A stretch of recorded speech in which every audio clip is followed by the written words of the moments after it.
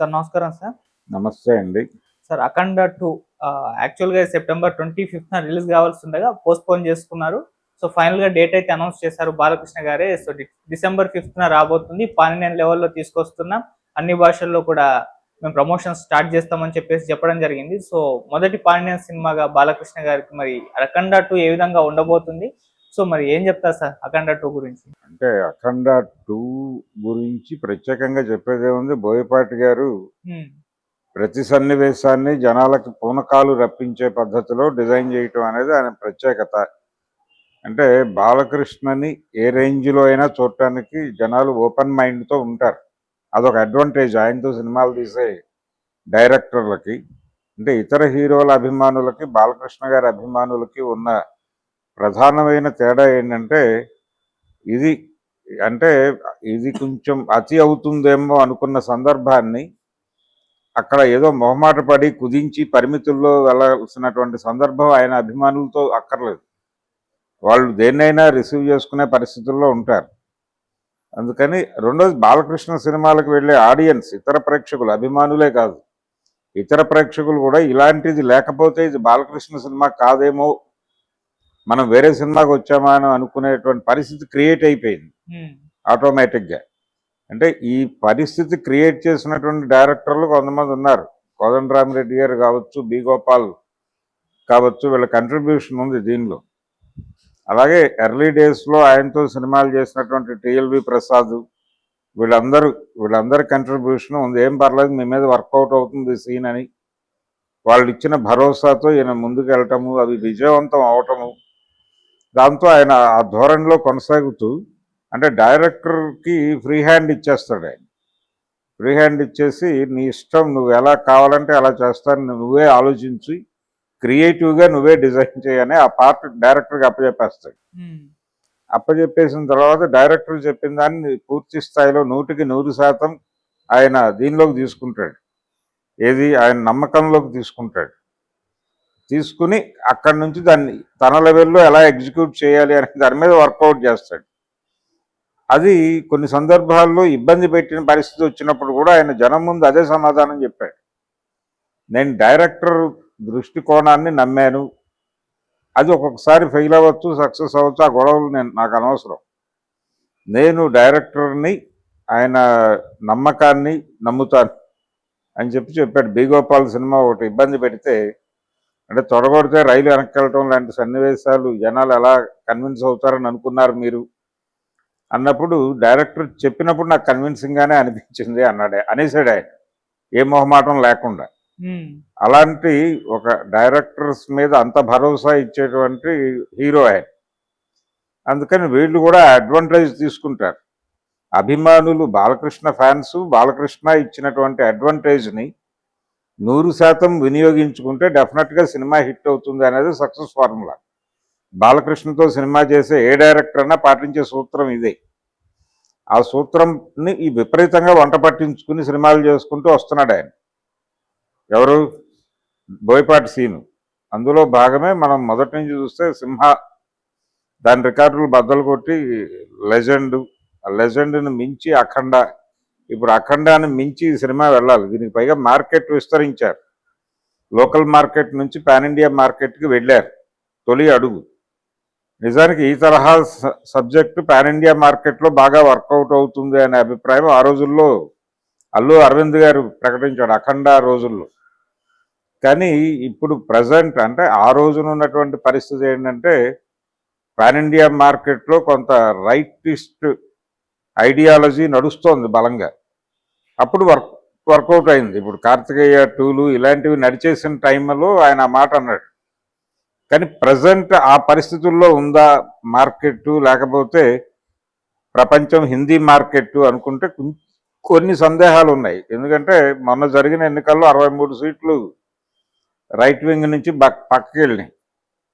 ఈ వాతావరణం చూస్తే మళ్ళీ కన్ఫ్యూజన్. ఈ సినిమా మరి వీళ్ళు పాన్ ఇండియా ప్రయత్నం చేస్తున్నారు, ఏమవుతుంది అని.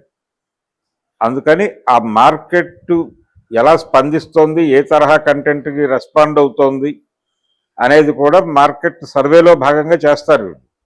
మరి ఆ రకమైన సర్వే చేసి వీళ్ళు హిందీ మార్కెట్కి వెళ్తున్నారా అనేది చూడాలి. బాలకృష్ణ గారు అయితే కాన్ఫిడెంట్ గా చెప్పేశాడు 5వ తారీఖు రిలీజ్ అవుతోంది, పాన్ ఇండియా రిలీజ్, హిందీలో కూడా ప్రమోషన్స్ చేస్తున్నామని చెప్తున్నాడు ఆయన. అయితే ఇప్పటివరకు చాలా సినిమాలు మనం చూసాం, నాని హిట్ 3 దగ్గర నుంచి చాలా సినిమాలు పాన్ ఇండియా మార్కెట్ని అడ్రస్ చేస్తున్నామని చెప్పారు, కానీ కొన్ని ఓటీటీలో పాన్ ఇండియాగా వచ్చినాయి, కానీ థియేటర్కల్ రిలీజ్ కాని సినిమాలు ఉన్నాయి. నిజానికి ఓజీ కూడా హిందీ బెల్ట్లో రిలీజ్ అవుతోందా లేదా అనేది డౌటే. అది తెలుగు తమిళ్ అన్నట్టుగా వినిపిస్తోంది బుకింగ్స్ ఓపెన్ అయిన పద్ధతి చూస్తే. అవును. ఇంకా హిందీ మార్కెట్లో అది ఓపెన్ అవుతోంది అన్నట్టుగా లేదు. హిందీ మార్కెట్ని టార్గెట్ చేస్తున్నాం మేమని అయితే వాళ్ళు కూడా చెప్పారు. ఎందుకు జరగట్లేదు, ఇది ఓటీటీలో ఏదైనా హిందీ రిలీజ్ చేస్తారా అనేది చూడాలి.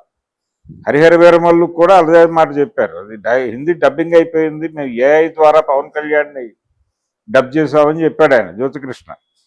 కానీ అది మూమెంట్ లేదు. దీని కండిషన్ ఏంటంటే రిలీజ్ అయిన తర్వాత రిజల్ట్ని బట్టి ఓటీటీలో పుష్ చేస్తారా, లేకపోతే థియేటర్కల్ రిలీజే పాన్ ఇండియా లెవెల్లో ఉంటుందా అనేది దానికి క్లారిటీ లేదు. మరి ఈ సినిమాకి కూడా నేను హిందీ మార్కెట్లో ప్రమోషన్ అంటున్నాడు. మరి ప్రమోషన్ చేస్తున్నారు అంటే థియేటర్కల్ రిలీజ్ ఉన్నట్టుగానే అర్థం చేసుకోవాలి. థియేటర్కల్ రిలీజ్ ఉంటే బాలకృష్ణకి ఒక రకంగా ఇది హిందీ మార్కెట్లోకి డెబ్యూ ఫిల్మ్గానే అనుకోవాలి. గతంలో ఆయన సినిమాలు 70 చూశారు వాళ్ళు, ఆయన డబ్బింగ్ సినిమాలు ఆడినాయి బాగానే అక్కడ. కాబట్టి అది నోన్ ఫేసే, వాళ్ళకేమీ తెలియని హీరో వాళ్ళ మీదకి వెళ్ళటం లాగా చూడాల్సిన అవసరం లేదు. రెండోది, ఆయనతో నిజానికి రామారావు గారి రోజుల్లోనే ఆయనకు ఒక ఆలోచన ఉండేది, తన సినిమా ఉమ్మడి కుటుంబం సినిమాని బాలకృష్ణతో హిందీలో రీమేక్ చేస్తే ఎలా ఉంటుంది అని ఆయన సీఎంగా ఉండగా ఆలోచించేవాడు. 2-3 సందర్భాల్లో మీ భవిష్యత్తు సినిమాలు చేయరా, రామకృష్ణ స్టూడియోస్ కండిషన్స్ ఏమిటి, ఇలాంటి ప్రశ్నలు వచ్చినప్పుడు ఆయన ఈ మాట చెప్పాడు. అది బాలకృష్ణతో ఆ సినిమా చేస్తే ఎలా ఉంటుంది ఉమ్మడి కుటుంబం హిందీలో అని అనుకుంటున్నాను అని. ఆ టైంలో చిరంజీవి వీళ్ళందరూ, వెంకటేష్ వీళ్ళందరూ హిందీలో తమ అదృష్టాన్ని పరీక్షించుకోవడానికి 1-2 సినిమాలు ప్రయత్నం చేశారు. ఆ టైంలో ఈ క్వశ్చన్ ఆయన ముందుకు వచ్చింది. ఎందుకంటే ఈయన కెరియర్ ఆయన డిజైన్ చేసేవాడు కాబట్టి ఆయన అడిగితే తేలిపోతుందని అడిగారు. అక్కడ అడిగితే ఆయన చెప్పాడు, నేను ఉమ్మడి కుటుంబం చేయాలనే కోరిక ఉంది, కానీ నేనున్న బిజీ షెడ్యూల్లో అది సాధ్యమవుతుందో కాదో నాకు తెలియదు, కానీ ఆలోచన అయితే ఉందన్నాడు. ఫైనల్గా ఆయన అనుకున్నట్టుగానే ఆయన ఉన్న బిజీ షెడ్యూల్లో అది ఆచరణలోకి రాలా, లేకపోతే ఈయన ఎప్పుడో 88 ఆ ప్రాంతాలకే హిందీ మార్కెట్లో ఇంట్రడ్యూస్ అయి ఉండాల్సింది.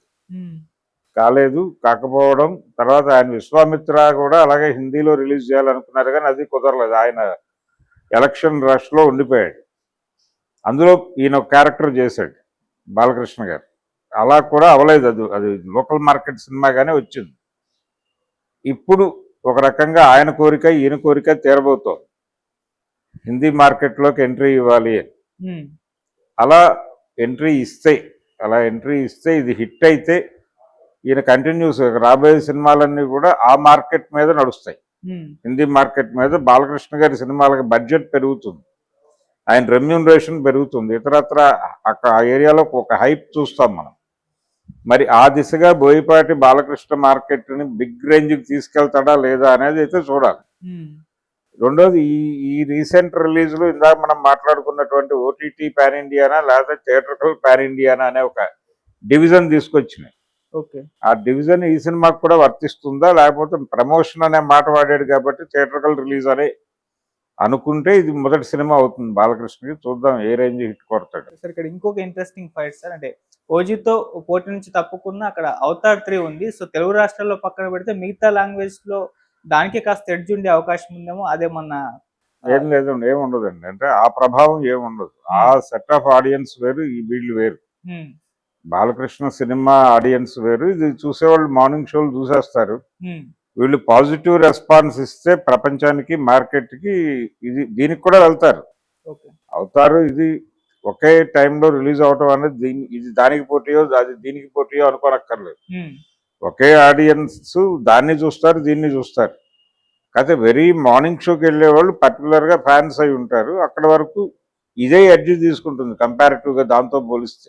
అవతార్ రన్ బాగుండొచ్చు, ఆ రన్లో అవతార్తో పోటీ పడుతుందా లేదా అనేది అక్కడ చూడాలి. వాళ్ళైతే కాన్ఫిడెంట్గా ఉన్నారు కంటెంట్ మీద. ఆ కంటెంట్ వాళ్ళు కాన్ఫిడెంట్ గా ఉన్న కంటెంట్ విషయంలో సమాజానికి ఏదైనా సందేహాలు ఉంటే మిస్ఫైర్ అవుతుంది. ఓకే. అందుకని ఆ జాగ్రత్తల్లో